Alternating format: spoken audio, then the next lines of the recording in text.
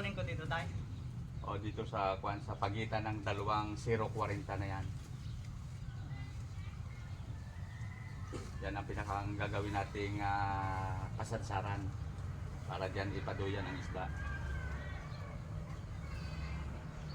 Dahil hindi na kayang butasin yung malalaki ng pusit dahil ang pusit pag yung malalaki na siya, yung mga tamisa na yan ay umaabot sa halos mahigit na 1 kilo at kalahati yung mga size ng ng malalaking pusit, yung tamisan.